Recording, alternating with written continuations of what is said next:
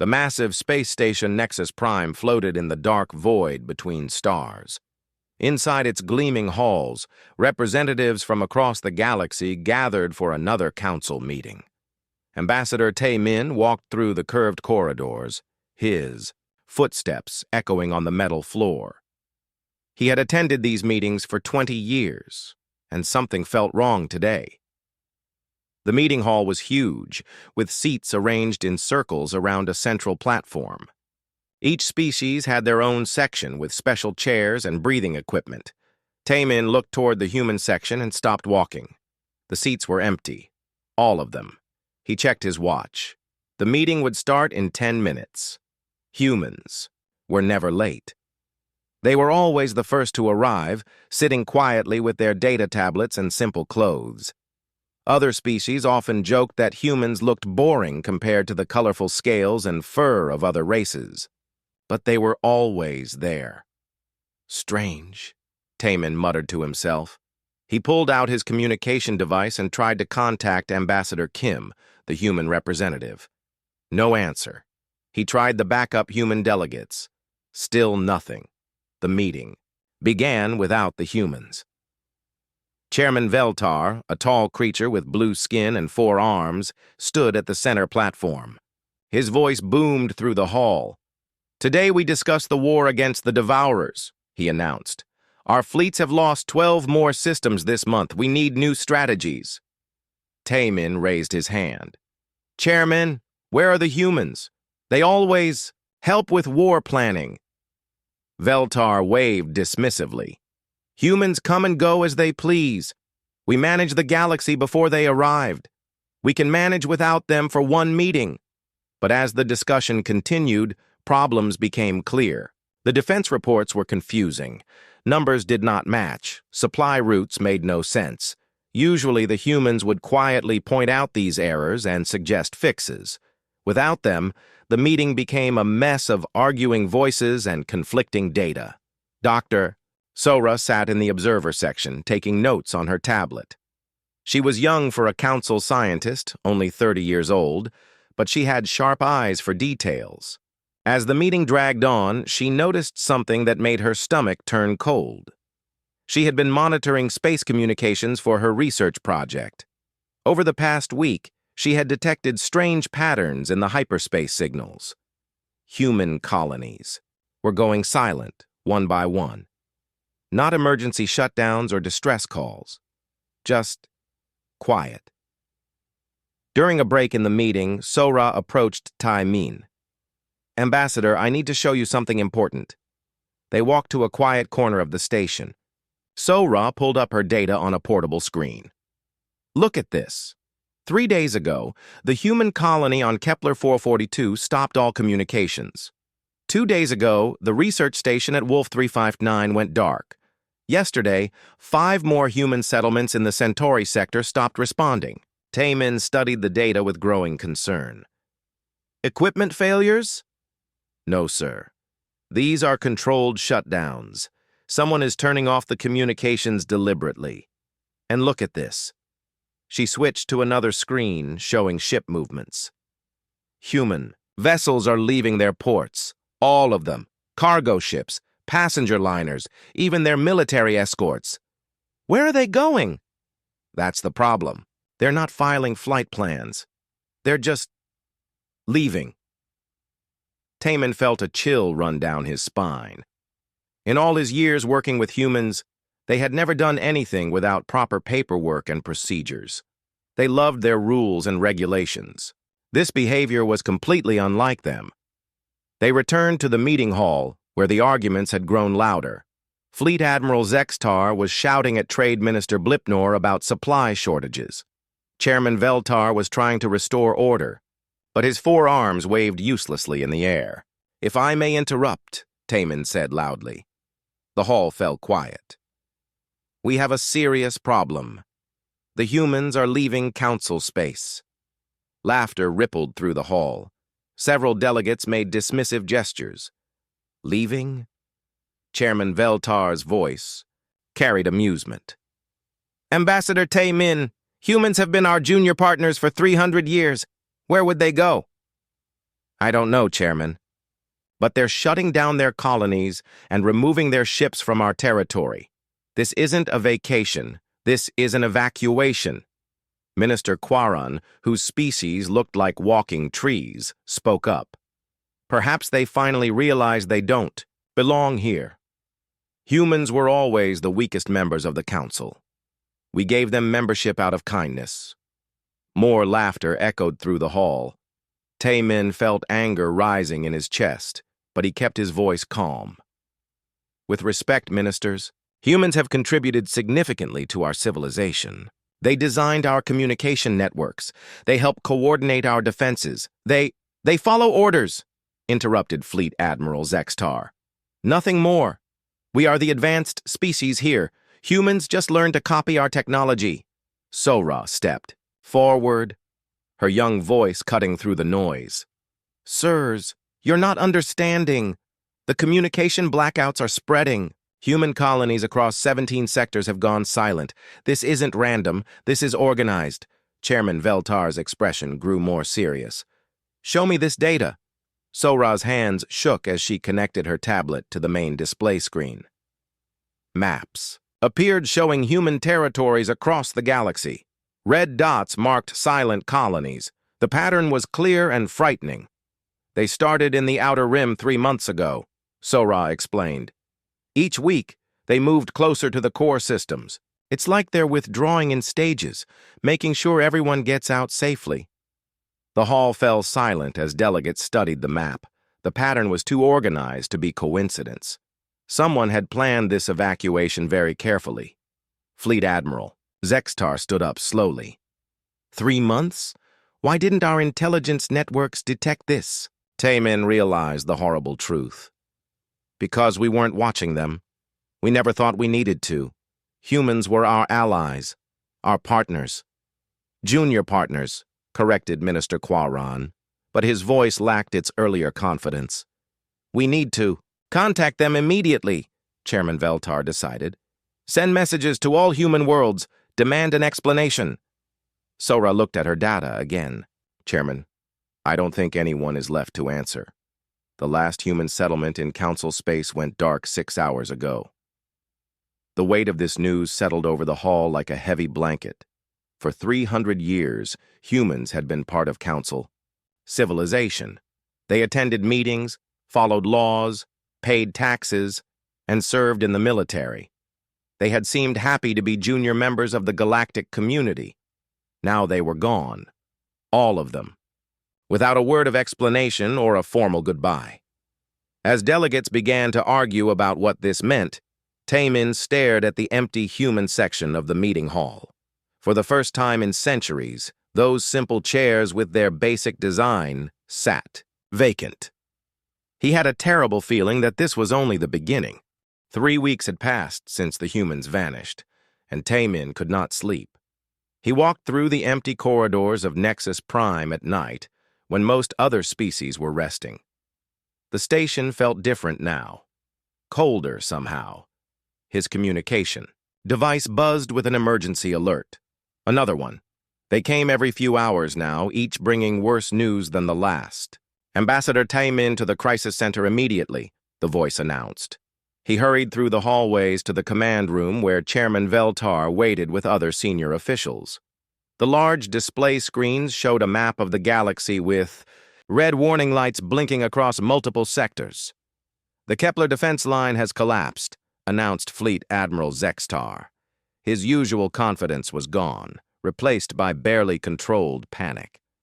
12 systems have fallen to the Devourers in the past week. Taemin studied the tactical display. How is that possible? Those defense stations were holding the line for years. They went offline. Admiral Zextar replied quietly. All of them. At exactly the same time, 3 days ago. No warnings. No distress signals. The automated systems just stopped working. Dr. Sora sat at a computer terminal, her fingers moving quickly across the holographic interface. I've been analyzing the defense network architecture. These stations were built 20 years ago using standard council specifications, but... She paused, her face pale. The control systems were designed by human engineers.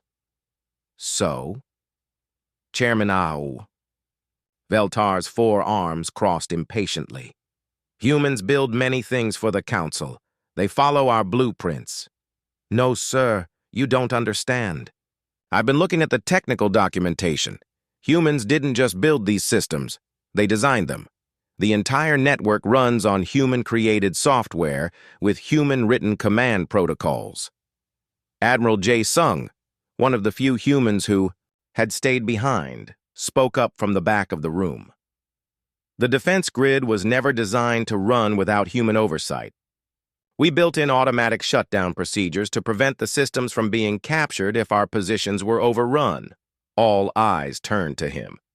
Jae Sung had been a low-ranking technical officer, barely noticed by the Council leadership until now. You built shutdown procedures? Chairman Veltar's voice was dangerously quiet. Why were we not informed of this? You were informed, sir. It's in the technical manuals. Section 12.7, Standard Human Safety Protocol. We assumed you had read the documentation. Taemin felt sick as the implications became clear. How many other systems have these shutdown procedures? Jae Sung pulled out a data tablet and began scrolling through files. Most of them, sir. Humans have been building infrastructure for the Council for centuries. We always include safety measures to prevent technology from being misused. The next crisis hit 2 days later. Trade Minister Blipnor called an emergency economic meeting. The holographic displays showed shipping routes across the galaxy, but instead of the usual green lines indicating smooth cargo flow, everything was red and yellow. Shipping costs have increased by 300%, Minister Blipnor announced, his tentacles writhing with stress. Trade routes that took days now take weeks. Some cargo ships are getting lost completely. Dr. Min Ho, a xenobiologist who had been studying trade patterns, raised his hand. I've been analyzing the shipping data. The efficient routes we've been using for decades were optimized by human navigation specialists. Without their constant adjustments and real-time coordination, the system is breaking down. Impossible, scoffed Minister Quaran. Shipping routes are simple mathematics. Point A to point B. Not in a galaxy with moving stars, gravitational anomalies, and space-time. Distortions, Dr. Minho replied. Human mathematicians spent years calculating the most efficient paths. They updated the routes every month based on stellar movement and cosmic conditions. We thought it was just routine maintenance. The food shortages began a week later. Agricultural worlds across the Council territory reported crop failures and contaminated water supplies. The terraforming systems that had made these planets suitable for multiple species were failing one by one. Taemin visited the Agricultural Research Station on planet Verdant 3. The facility director, Dr. Hai Jin, led him through the failing greenhouse complexes. The atmospheric processors are shutting down, she explained, gesturing to the massive machines that had run perfectly for decades. The soil nutrition systems are producing toxic compounds instead of fertilizers. The weather control satellites are creating storms instead of gentle rain. Can't you fix them? Dr. Hai Jin looked exhausted. That's the problem, Ambassador. These systems are incredibly complex. The human technicians who maintained them understood how all the pieces worked together. We just learned how to operate the controls. When something goes wrong, we don't know how to repair it. They stood in a greenhouse where plants were dying, despite the advanced growing systems. Taemin touched a withering leaf and felt its dry, brittle texture. How long before these worlds become uninhabitable? At this rate, 6 months. Maybe less for species that require specific atmospheric conditions. That evening, Taemin met with Dr. Sora in the station's observation deck. Through the transparent walls, they could see stars scattered across the black sky. In the distance, the lights of Council ships moved in patrol patterns. I've been analyzing historical data, Sora said quietly, going back to when humans first joined the Council 300 years ago. What did you find? They didn't just join our civilization, Ambassador. They became it. Every major technological advance in the past 2 centuries has human fingerprints on it. Our communication networks, transportation systems, power grids, food production, defense systems, all of it. Taemin sank into a chair. How did we not notice this? Because they were careful to make it look like we were in charge. Humans would suggest improvements quietly through back channels. They would present new technology as upgrades to existing systems rather than completely new inventions. They let us take credit for advances that were actually their innovations. Why would they do that? Sora pulled up historical records on her tablet. Look at the early meeting transcripts. Every time humans tried to share advanced technology openly, other species accused them of showing off or trying to dominate the council. So they learned to work behind the scenes. As if summoned by their conversation, Admiral Jae-sung appeared in the doorway. "May I join you?" They nodded, and he sat down heavily. For the first time, Taemin really looked at the human officer. Jae-sung appeared tired and sad, as if carrying a heavy burden. "You know, don't you?" Taemin asked. "You knew this would happen when your people left." Jae-sung nodded slowly. "We tried to teach other species how to maintain the systems. We offered training programs and technical education. But most council members weren't interested in learning what they saw as human tasks. They preferred to focus on politics and military strategy. So you planned this evacuation? We planned for the possibility. Every human engineer, scientist, and technician was required to document their work and train replacements. But when the training programs were canceled and our technical reports went unread, Jae-sung shrugged. We realized that the council saw us as useful tools, not as partners. Dr. Sora leaned forward. How long did you prepare for this? 50 years of serious planning. 200 years of contingency development. We always hoped it wouldn't be necessary. Taemin felt anger and betrayal rising in his chest. You could have warned us. You could have explained what would happen. Admiral, Jae-sung met his eyes sadly. Ambassador, we wrote thousands of reports explaining our role in council systems. We gave presentations about infrastructure dependencies. We begged the leadership to invest in technical education and cross-species engineering programs. All of it was dismissed as human paranoia or attempts to make ourselves seem more important than we were. In the silence that followed, the 3 of them watched the stars through the observation deck windows. Somewhere out there, human ships were traveling to unknown destinations, while the council civilization they had helped build was slowly falling apart. What happens now? Sora asked quietly. Now we learn, Jae-sung replied, whether pride is more important than survival. The emergency alarm woke Taemin from another restless sleep. 6 weeks had passed since the human departure, and each day brought new disasters. He rushed to the command center where chaos greeted him. The Zentari flagship Dominion is dead in space, Fleet Admiral Zextar reported, his voice hollow with disbelief. Total power failure, fusion cores offline, life support failing. On the main screen, they could see the massive warship floating helplessly among the stars. The Dominion was the pride of the Zentari fleet, a kilometer-long dreadnought that had never suffered a serious malfunction in its 40-year service record. How many crew aboard? Chairman Veltar asked. 50,000. We're evacuating them. Now, but the rescue ships can't handle that many people quickly. Dr. Hyajin, the agricultural specialist who had become an expert on failing systems, stepped forward. Chairman, this is the 7th major ship failure this week. The pattern is always the same. Fusion core shutdown, followed by cascading system failures. What's causing it? Engineer Young-soo, who had worked alongside human technicians for decades, pulled up technical diagrams on his tablet. The fusion cores use human-designed maintenance protocols.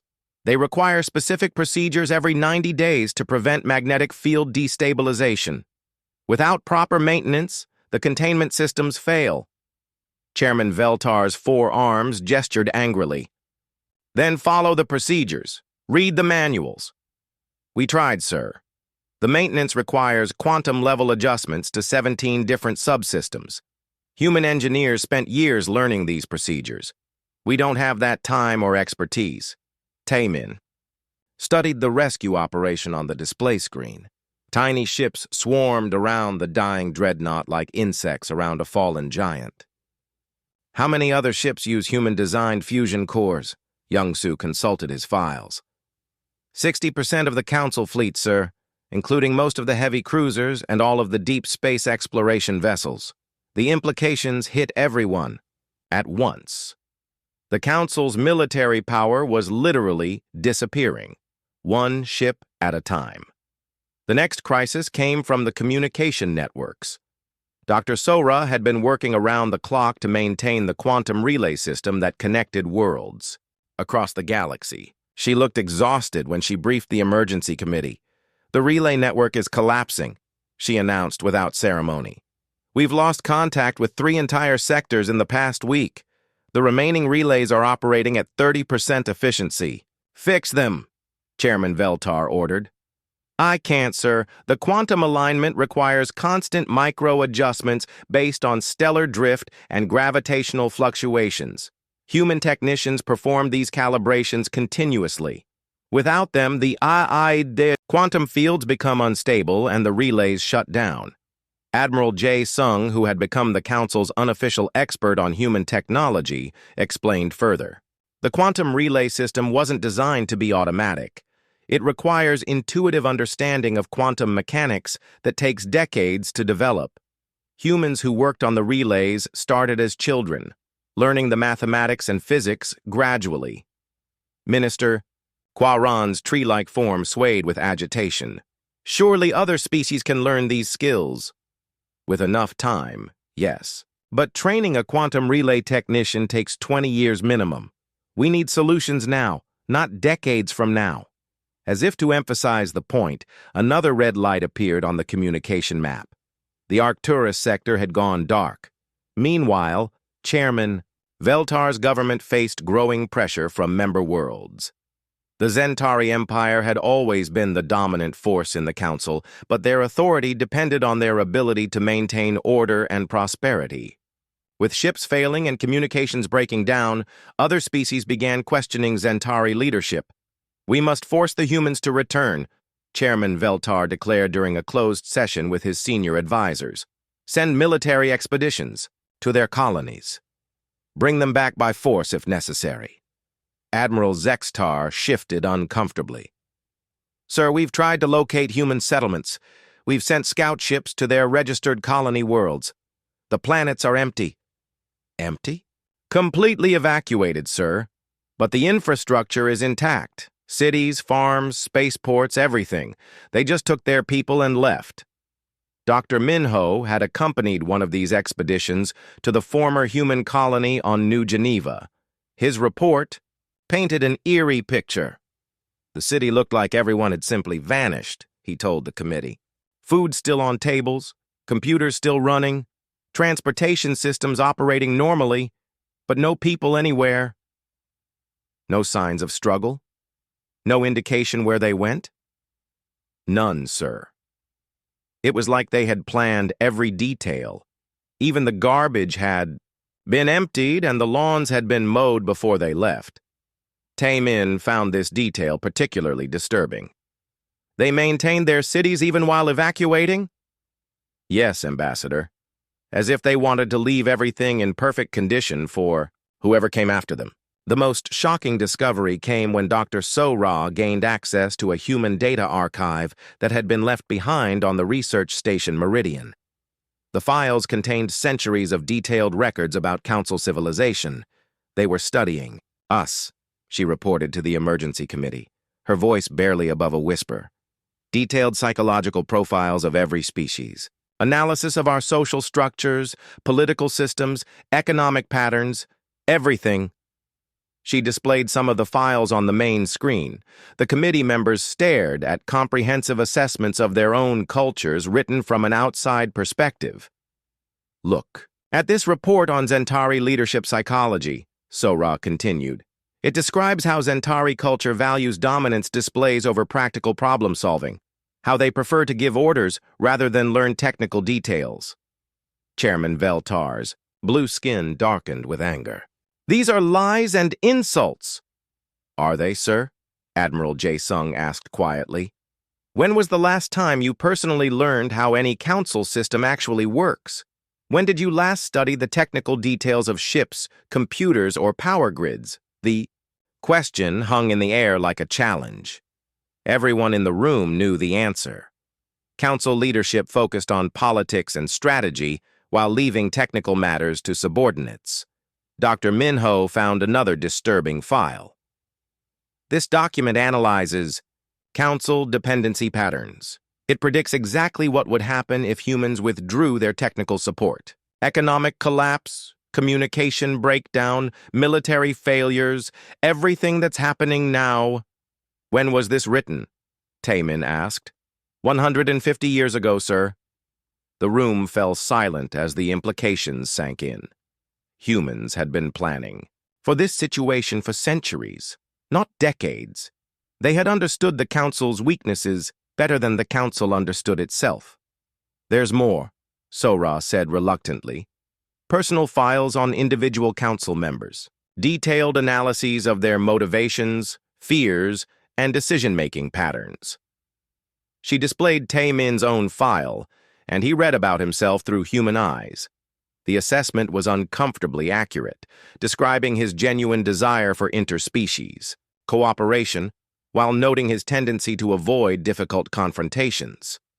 They knew us better than we knew ourselves, Taemin realized. Admiral Jae-sung nodded sadly. We tried to understand your cultures so we could work together effectively. We wanted to be good partners. By spying on us, Minister Kwaran accused. By studying public behavior and learning how to communicate with different species. How else could we work with beings who think and feel differently than we do? The final revelation came in a file labeled Exit Strategy Assessment. Dr. So-ra read selected portions to the committee. The report concludes that Council species are unlikely to change their attitudes toward human contributions. It recommends preparing for voluntary withdrawal if attempts at equal partnership continue to fail. Chairman Veltar stood up abruptly, his forearms shaking with rage. Equal partnership? They were junior members. We gave them membership out, of charity. Did you, sir? Admiral Jae-sung asked. Or did they allow you to believe that while they quietly became indispensable to your civilization? The question exposed the painful truth that no one wanted to acknowledge. Humans had not been rescued by the Council. The Council had become dependent on them. And now, with the humans gone, that dependency was destroying everything they had, built together. Outside the windows of Nexus Prime, the stars continued to shine. But fewer ships moved between them each day, and fewer worlds could communicate with each other. The galaxy was becoming dark and quiet, one failed system at a time. 6 months after the human departure, Taemin barely recognized the galaxy he had once known. He stood in the observation deck of Nexus Prime, watching evacuation ships flee from another fallen sector. The Devourers had advanced further in the past month than in the previous decade combined. The Rigel Defense Fleet is gone, Admiral Zextar reported during the morning briefing. His once proud uniform hung loose on his shrinking frame. Food shortages had affected everyone, even the military leadership. 17 ships lost in 3 days. The Devourers broke through our formations like they weren't even there. Dr. So-ra, now the Council's lead analyst on the crisis, displayed tactical data on the main screen. Our fleet coordination has completely broken down. Without human strategic oversight, each species is fighting according to their own tactics. The Zentari prefer direct assault, the Kepler coalition uses defensive formations, and the Rigel forces rely on hit-and-run attacks.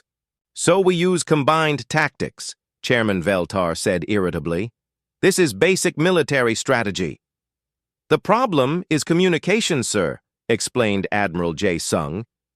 Human battle coordinators spent decades learning how to translate orders between species in real time.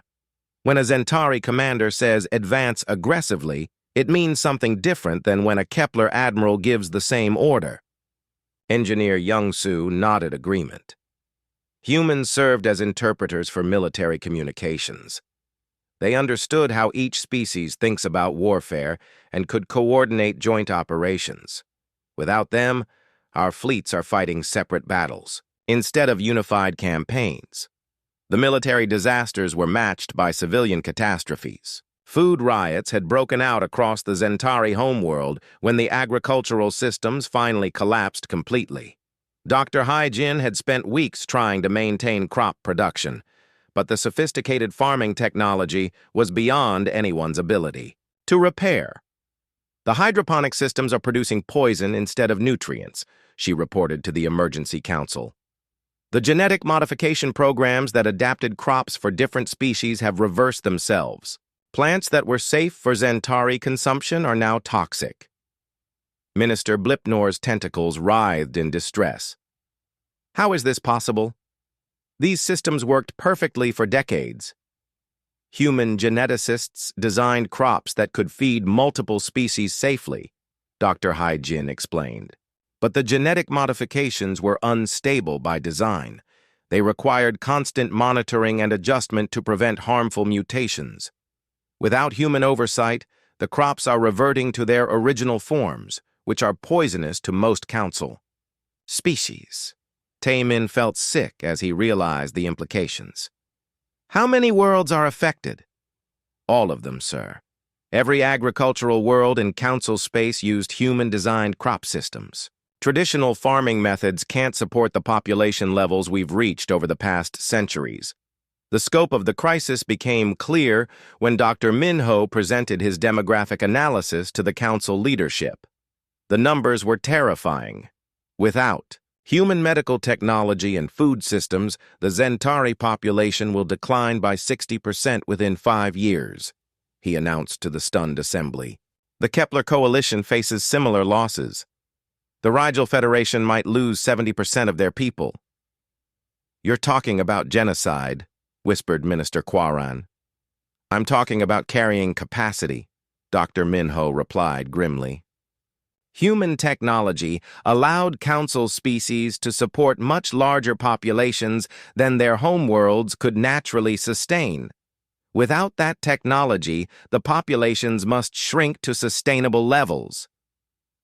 Through starvation and disease, Taemin said quietly, "Yes, sir, unless we find alternative solutions very quickly." The most painful revelation came when Ambassador Taemin was arrested by his own government.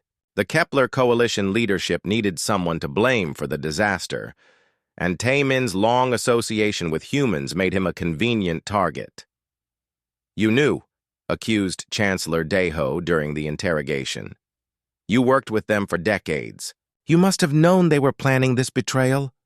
"I knew nothing," Taemin insisted. "They kept their evacuation plans secret from everyone, including their own diplomats." "Impossible. You were their friend, their ally. I thought I was, but apparently they compartmentalized their operations so thoroughly that even their ambassadors were kept uninformed." Chancellor Daeho displayed evidence files on the interrogation room screen. "These records show hundreds of private meetings between you and human officials. What were you discussing?" Taemin studied the meeting logs with growing amazement. "Routine diplomatic business, trade agreements, cultural exchanges, research collaborations, nothing about evacuation plans or infrastructure dependencies." "You're lying." "I'm not. Look at the meeting transcripts. Everything we discussed was recorded according to standard diplomatic protocols." As Chancellor Daeho reviewed the actual conversation records, his confidence began to waver. The meetings contained exactly what Taemin claimed: ordinary diplomatic work, no hints of the massive operation that had been unfolding behind the scenes. "How could you not know?" the Chancellor asked, his anger replaced by confusion. "Because they didn't want me to know," Taemin realized. "They kept me ignorant to protect me from exactly this situation." If I had known about their plans, I would be guilty of conspiracy. Since I didn't know, I'm just another victim of their deception." The interrogation was interrupted by an emergency alert. Engineer Young-Soo's voice echoed through the station's communication system. "All senior staff to the engineering section immediately. Nexus Prime is experiencing critical system failures." They found Young-Soo in the station's main power plant. Surrounded by sparking control panels and flashing warning lights, his face was covered with sweat and his hands were shaking. "The primary fusion reactor is destabilizing," he announced. "I've been trying to perform maintenance procedures, but the quantum field alignments are beyond my knowledge." "How long before total failure?" Chancellor Deho asked. 6 hours, maybe less. Without proper maintenance, the reactor will either shut down completely or explode. Either way, Nexus Prime becomes uninhabitable." Dr. Sora was working frantically at a computer terminal, pulling up technical manuals and maintenance procedures. The human engineers left detailed instructions, but they assume knowledge of advanced quantum mechanics that none of us possess. Admiral Jae Sung stepped forward. "I have basic knowledge of the systems. I worked alongside human engineers for years. Can you fix it?" "I can try, but I'll need help from everyone with technical training." For the next 6 hours, the Council's leadership worked together as manual laborers, following Admiral Jae Sung's instructions to maintain critical systems. Chairman Veltar found himself crawling through maintenance tunnels, his 4 arms useful for reaching difficult controls. Minister Quaran used his tree-like flexibility to access confined spaces that others couldn't reach. They managed to stabilize the reactor temporarily, but the experience was humbling. The most powerful beings in the galaxy had been reduced to following orders from a junior human officer, struggling to maintain technology they didn't truly understand. "This is our future," Taemin said quietly as they rested after the crisis. "Constant emergencies, desperate repairs, gradual decline until everything breaks down completely." Young-Soo wiped grease from his hands and looked around at the massive engineering complex. Human engineers made this look easy. They maintained systems like this across thousands of worlds, and we never appreciated how difficult the work actually was. "We thought they were just following procedures," admitted Chancellor Deho. "We didn't realize the procedures required such specialized knowledge." Admiral Jae Sung pulled up a maintenance schedule on his tablet. "This reactor needs qualified servicing every 30 days. I can probably keep it running for another month or 2, but eventually it will fail beyond my ability to repair." Dr. Sora looked at similar schedules for other critical systems throughout the station. The life support systems, communication arrays, gravity generators, water recycling plants, all of them need regular maintenance that requires human-level expertise. "How many people lived on Nexus Prime?" Taemin asked. 2 million permanent residents plus millions of visitors each year, Sora replied. They all understood what this meant. When the station's systems finally failed, 2 million people would need to evacuate to worlds that could no longer support their existing populations. The refugees would face starvation and homelessness on planets that were already struggling with their own infrastructure failures. "It's not just Nexus Prime," Admiral Jae Sung said quietly. "Every major space station, every developed world, every piece of advanced technology in Council space. All of it depends on human knowledge that we never bothered to learn," Taemin looked around at the group of powerful leaders who were now struggling to keep basic systems operational. "We built our civilization on foundations we didn't understand, maintained by people we didn't respect. And now the foundations are crumbling," Chancellor Deho added.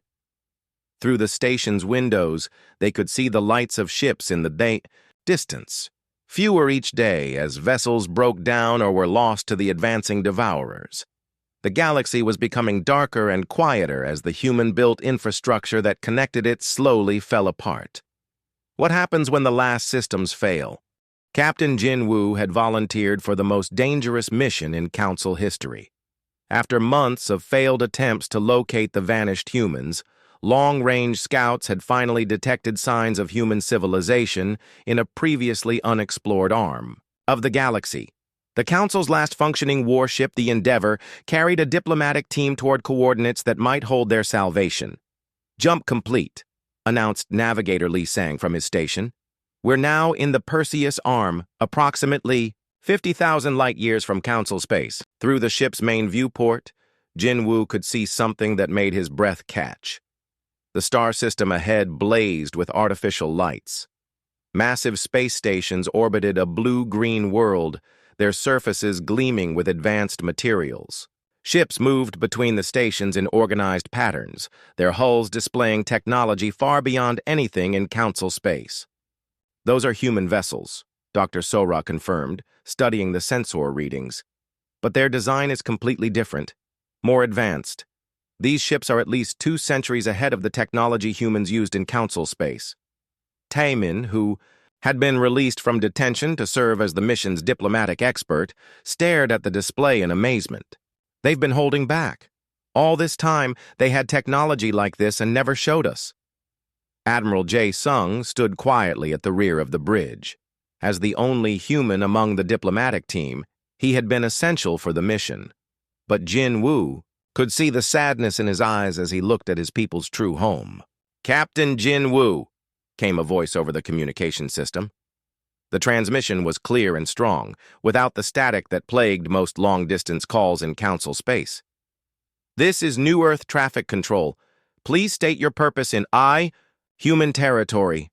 Jin-Woo activated the ship's transmitter. "This is a diplomatic mission from the Galactic Council. We request permission to meet with your leadership." There was a pause, then a different voice responded. "Permission granted, Captain. Please follow the navigation beacon to Orbital Station Alpha. A delegation will meet you there." The journey to the station took 2 hours, and every minute revealed new wonders. Automated cargo ships moved in perfect coordination without any visible traffic control. Asteroid mining platforms operated with impossible efficiency. Most shocking of all, the inhabited worlds they passed showed no signs of environmental damage, despite supporting billions of people. "How are they managing this?" Dr. Minho asked as they passed a world covered in gleaming cities. "The population density should have caused massive ecological collapse decades ago." "Closed-loop resource management," Admiral Jae-sung explained quietly. "Every waste product becomes raw material for something else. Nothing is thrown away. It's technology we developed centuries ago but never shared with the Council." "Why not?"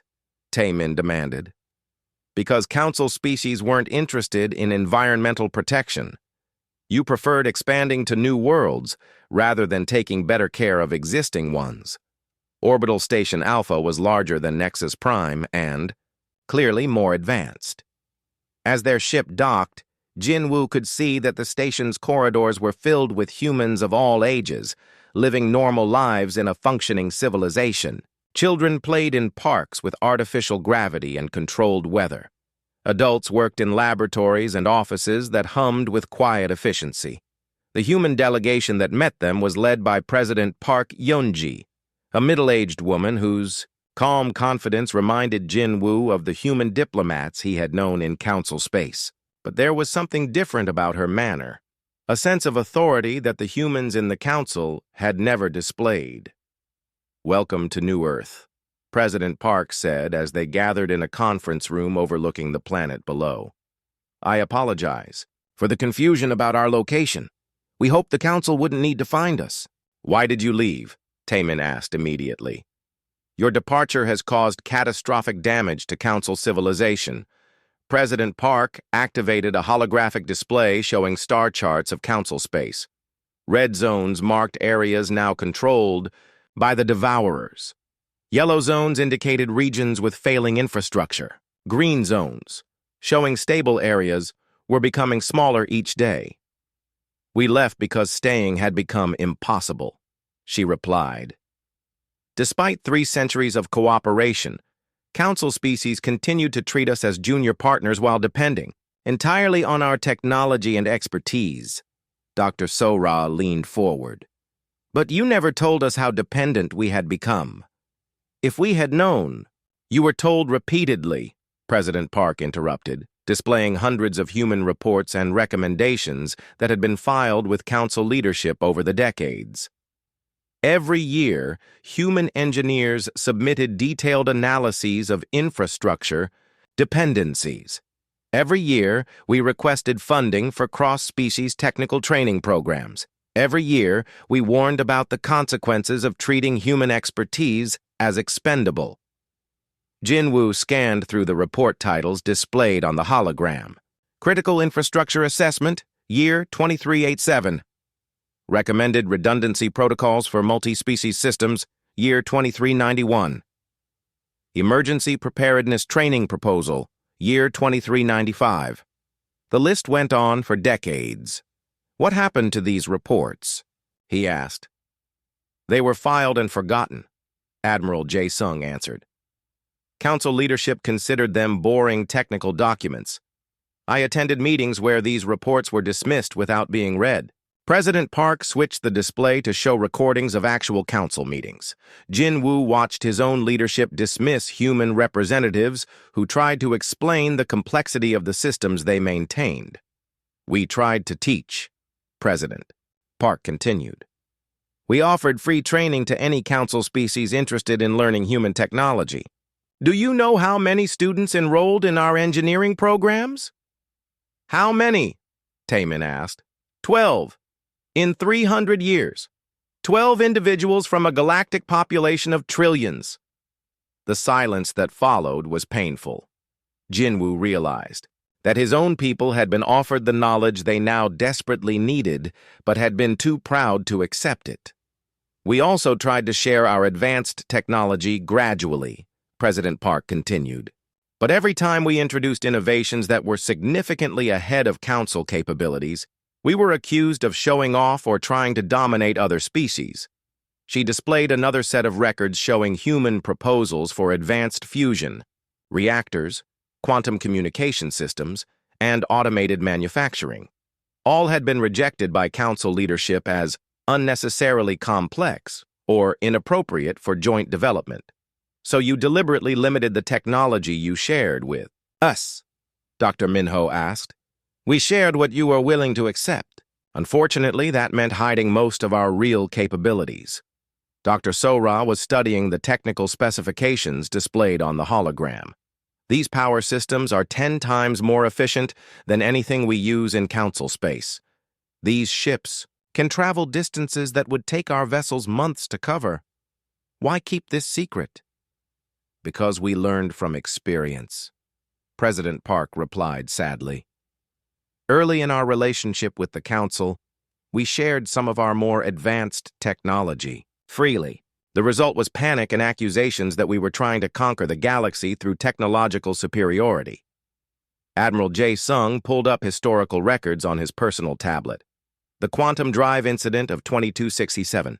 Humans offered to share faster-than-light travel technology that would have connected the entire galaxy in hours instead of months.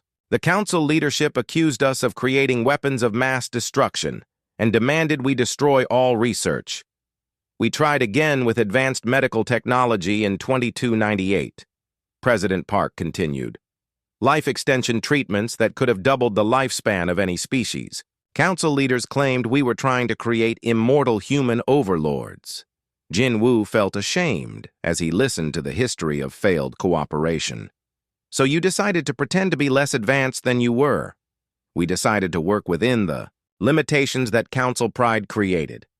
We helped maintain your civilization while concealing our true capabilities, hoping that eventually attitudes would change.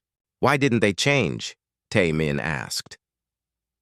President Park gestured to a wall display showing psychological profiles of various council species. Because accepting human technological superiority would have required acknowledging that the newest members of the council were actually the most advanced. That threatened the established power structure. Most council leadership belonged to species that had ruled the galaxy for millennia, Admiral Jae Sung added. Admitting that humans surpassed their achievements would have undermined their authority. Dr. Minho was studying the population data displayed on the screens. How many humans are there? Your real population, not the numbers you reported to the Council. Approximately 800 billion, spread across 57 star systems, President Park replied. The diplomatic team stared at her in shock. Council, records showed human population at less than 1 billion.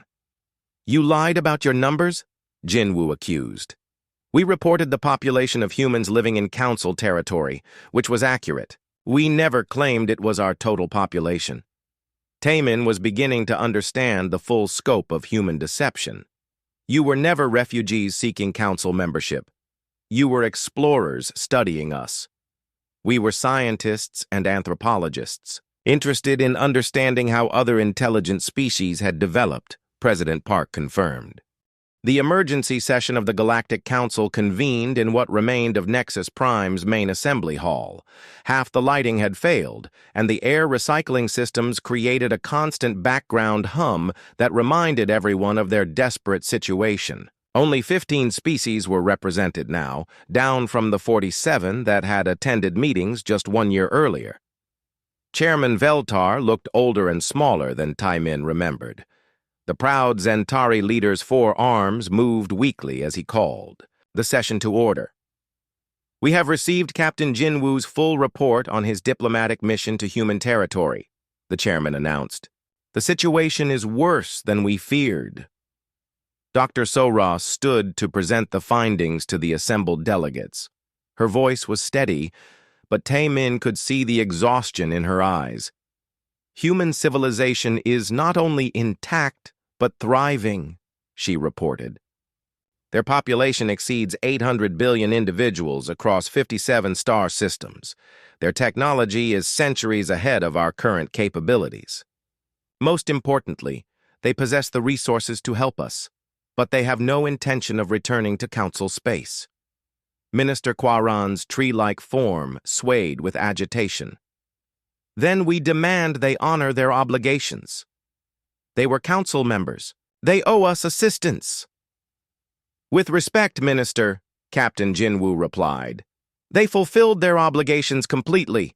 The problem is that we never understood what we were receiving from them. The debate that followed was painful to witness. Species representatives argued about blame and responsibility while their civilizations collapsed around them. The Rigel Federation accused the Zentari Empire of driving humans away through arrogance. The Kepler Coalition blamed the Council leadership for ignoring human warnings. Everyone pointed fingers while avoiding the central truth. Enough! Shouted Admiral Jae-sung from the observer section. The room fell silent as the lone human stood up. You're still doing it. You're still arguing about politics while your people starve. You have no right to speak here, Chairman Veltar declared. Your people abandoned us. My people spent 3 centuries trying to help you, Admiral Jae-sung replied. And you spent 3 centuries treating us like useful servants rather than partners. Dr. Minho stood up from the research section. Admiral Jae-sung is right. I've spent months analyzing our history with humans. Every major crisis we face now was predicted in human reports that we ignored. He activated the chamber's main display screen, showing a timeline of human warnings and council responses. 8-7. Humans warned that defense systems needed redundancy. Protocols. Council leadership said it was unnecessary complexity. 2391. Humans requested funding for cross-species engineering training. Rejected as waste of resources. 2395. Humans proposed automated systems to reduce dependency on single-species expertise, dismissed as attempt to replace alien workers. The list continued for decades. Every warning ignored, every offer of help rejected, every attempt at cooperation dismissed. We had 300 years to learn from them, Dr. Minho concluded. Instead, we spent 300 years taking advantage of them. Minister Blipnor's tentacles writhed nervously. What are our options now? Captain Jinwoo consulted his mission notes. President Park Yoon-ji made one offer: humanitarian assistance to prevent total societal collapse. food shipments, medical supplies, emergency technical support for critical systems. What are the terms? Chairman Veltar asked. Complete acknowledgement of human technological superiority. Formal recognition that humans are the senior partners in any future relationship.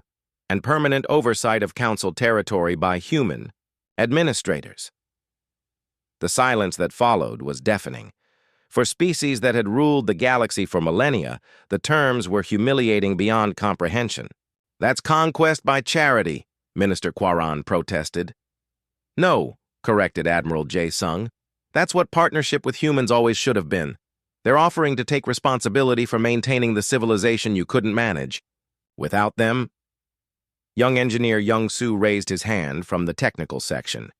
If I may, Council leadership, I've been working on Nexus Prime's failing systems for months now.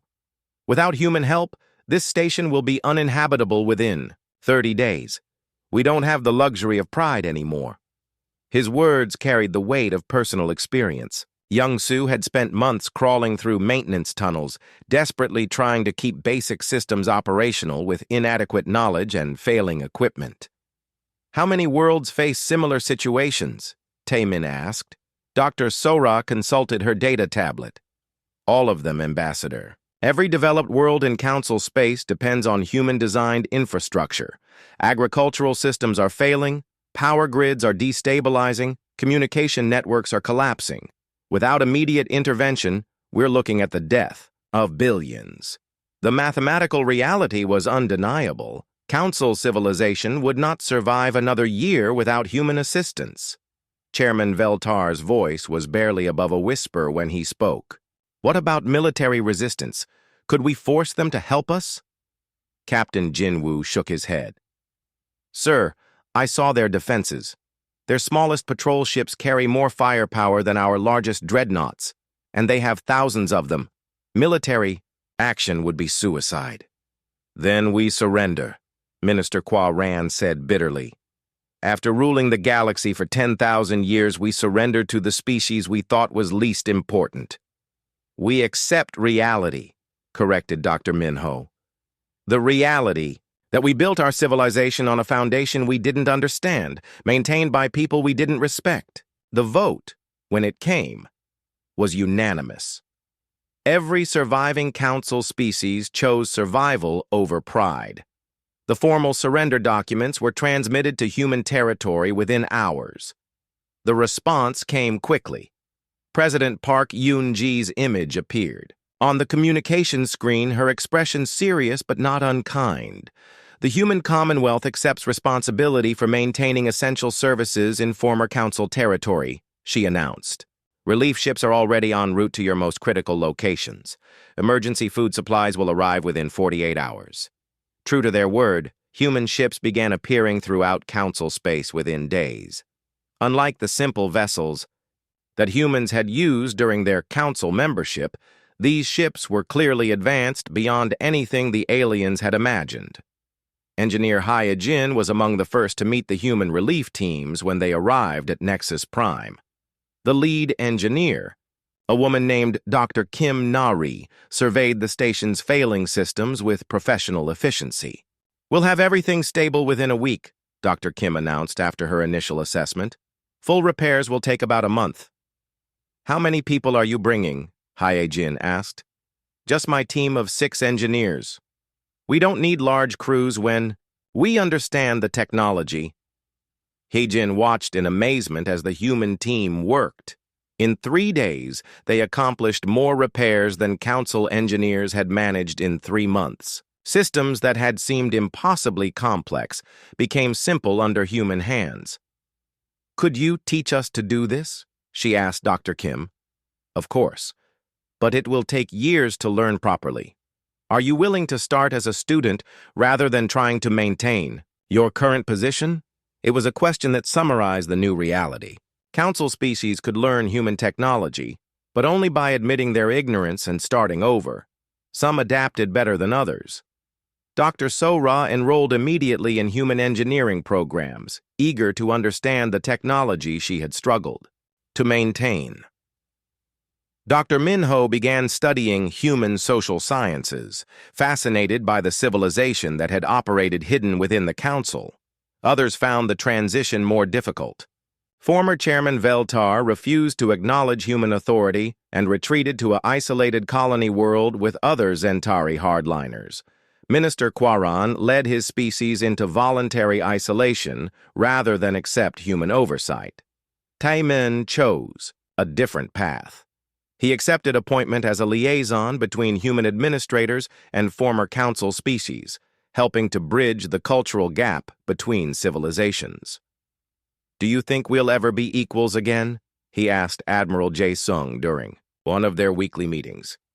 "Probably not in our lifetimes," Jae-sung replied honestly. "But your children might be, if they're willing to learn instead of assuming they already know everything."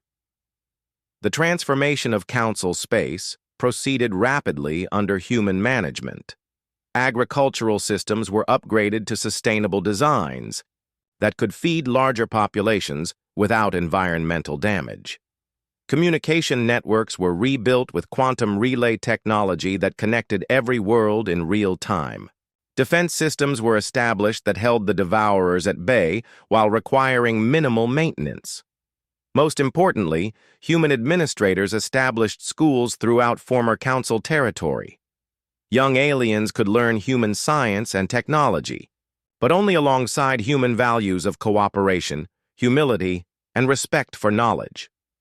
Dr. So-ra became one of the first alien graduates of the new engineering programs. During her graduation ceremony on New Earth, she reflected on how much her life had changed. "5 years ago, I thought humans were our junior partners," she told her human classmates. "Now I realize they were our teachers all along. We just weren't ready to learn." The galaxy that emerged from the crisis was fundamentally different. Humans no longer hid their capabilities or pretended to be less advanced than they were.